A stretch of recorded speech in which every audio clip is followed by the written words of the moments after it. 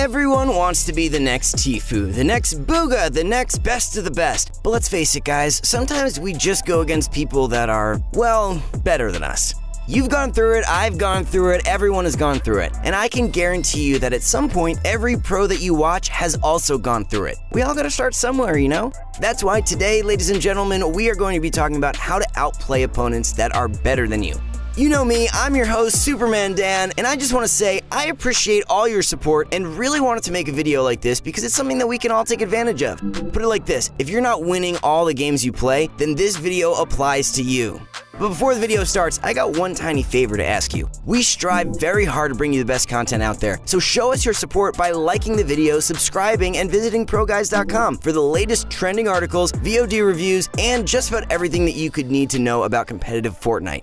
We also have on-demand 24/7 coaching, so be sure to check that out by clicking the link in the description. Most of you don't do it, but I'm telling you, you're missing out. Also, we'd like to give a quick shout out to our friend Ghoulboy for showing us 2 really cool tricks in our previous video. Check him out, he's a great content creator. Alrighty guys, now I want to get into this video with a dose of truth, because in reality, you won't be able to win all of your fights against better players. Think about it, they are better players after all. The goal of this video is supposed to be a tool that points out some weak points from really good players and swings the pendulum in your advantage. If a really good player perceives you to not be good, or at least not as good as they are, well, the fact is they're going to let their guard down in many reckless ways. My objective is to help you exploit your opponent's recklessness, and eventually you'll become that good player that you currently fear. With that said, let's just get right into my first point, and that is fighting aggression with even more aggression of your own. Yes, guys, the idea of fighting fire with fire might not work in real life, but in Fortnite, works like a charm. Now, what I mean by this is not that you should jump out in the open and run around W-keying every living thing you see. Not at all. When you should be using this technique is when you've got someone that you know is better than you trying to W-key you. Yeah, really annoying when that happens. But now you're going to have a counter, so yay! Okay, I'm gonna lay out a real Dan fact bomb on you right now. When a player pushes someone else's box, they put themselves in a very vulnerable position, but only for a brief moment. The reason why they're vulnerable is because they're unarmed. Yo, they've got that pickaxe out. Typically, people don't get aggressive enough during this short period when you can literally get a free shot on any player, even the best players in the world if you're fast enough. That's the catch though, you're gonna have to be fast. Don't be indecisive. If you see the opportunity, go for it. The moment that someone gets close enough to your side wall and pulls out the pickaxe, make a quick edit and you're getting the first pump shot 9 out of 10 times. It's super effective and has a high success rate, but the only catch is that you can only do it once. Once someone knows that you're willing to get the jump on them, their strategy will be much more passive. But at the end of the day, that's what you want. Make an opponent that's usually better than you fear you. The reason why a good player is good is because they use fighting strategies that are basically second nature to them to eliminate you.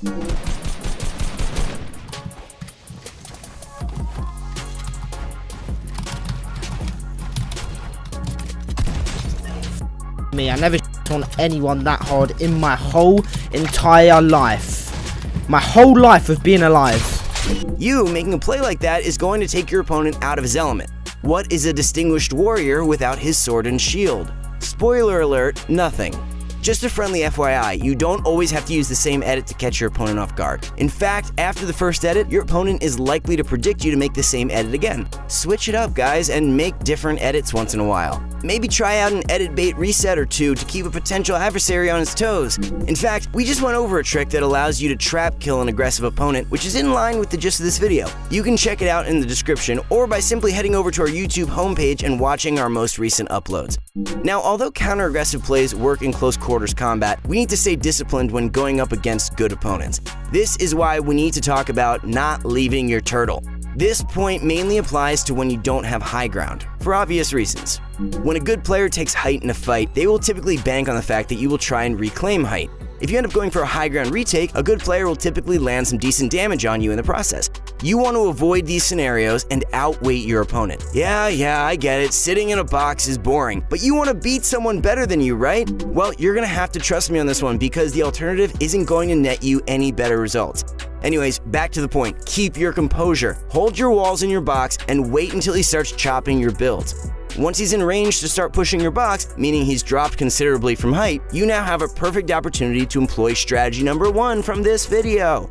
You guys remember that tip we just talked about 30 seconds ago? You see, this trick really focuses on the choices you make in Fortnite and how you never really need to push into an unfavorable situation, even if your mind is unconsciously telling you to do so. Breaking those habits and staying patient will allow you to manipulate where your opponent is in a fight and use some solid tactics to give yourself a fighting chance.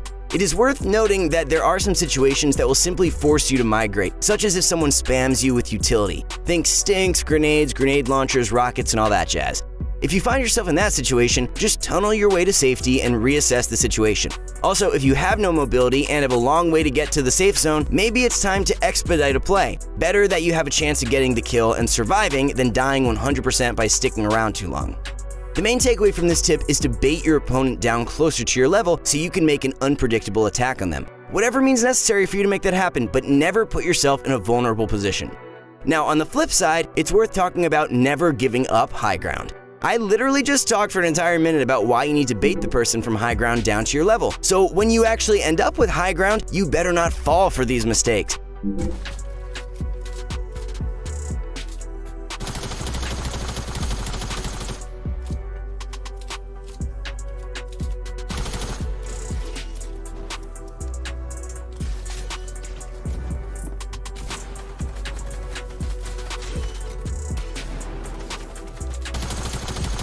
No.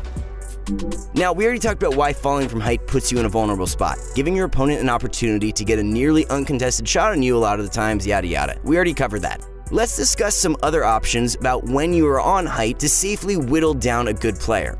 First, you're going to want to exhaust all of your utility items. If the player you're fighting is truly better than you, then now is a better time than ever to lay out all the wild cards in your inventory. Give them everything you got. If that doesn't work, you're going to want to try baiting out an edit. Try pickaxing their turtles from the top, meaning you're going to be standing a layer above them and smacking their roof piece. Hit their roof with your pickaxe, switch back to your shotgun. Hit with your pickaxe, switch back to your shotgun. Repeat this as needed and see if he falls for the bait. If he opens up his roof, then congratulations, because you have a free shot right at his head. No matter what you end up doing on high ground, it's absolutely crucial that you do it in a protected manner. Do not let them have an opportunity to shoot you without your ability to trade another shot out. Don't get too aggressive and drop to their lair, because after all, they are pretty skilled and will find the opportunity to steal height from you and put you in a less desirable position. While we're on the topic of less desirable positions, let's take a look at how we can actually dodge a fight against a really good player using positioning. If you are in a scrim type scenario and there are people all around you, why not employ a good old-fashioned rotate? This one might seem a little more obvious. If the player is good, try not to fight him to begin with. Well, that's half the equation, but for the scenario where we're playing a somewhat stacked scrim lobby, which I know you guys are always playing, you actually want to use the fact that there are loads of watchful eyes in your game to your advantage. You see, a really good player loves to single people out in the mid to late game to secure additional elimination points. Typically, they will hunt their prey based on who's the easiest to kill. Think about someone who's in a really safe position on the map and there's low opportunity for third partying. This is the equivalent of a mid-afternoon snack for a good player. Now, if you are in the scenario where a good player is aggressing you in a scrim, your objective would be to use the players all around you to ward him off. Yeah, you can use utility like launch pads, impulses, or whatever to get out of dodge, but this really addresses the cases when you don't have extra rotational items to spare. The best way to sneak away without burning utility is by tunneling all around opponent builds to provide additional cover and separation between you and whoever the heck is chasing you down. And guys, it kind of makes sense when you think about it. Who in their right mind will hunt you down across multiple opponents and put themselves in very vulnerable position in the process? Well, if they did that, then they must not be that good, or at the very minimum, smart to begin with. Alright, to brush over everything that we covered in this video one more time, first, you're going to fight aggression with aggression. Someone pushes your box, fight him back when he is most vulnerable, when he has his pickaxe out. That'll surely turn the tides of the fight in your favor. Second, if your opponent is holding height, use patience and alternative techniques to bait your opponent down to your level so you can employ the first strategy. Third, never give up high ground. If you're trying to get your opponent to drop from high ground to exploit their weaknesses, why would you give them the same opportunity? Finally, use tunnels, shield bubbles, shockwaves, and basically any other resources you got to take advantage of third partying. Alrighty folks, that's going to be it for the video. Let me know if you guys have any suggestions in the comments down below, and as always, leave a like if you're enjoying this content. I'll see you guys in the next one. Peace!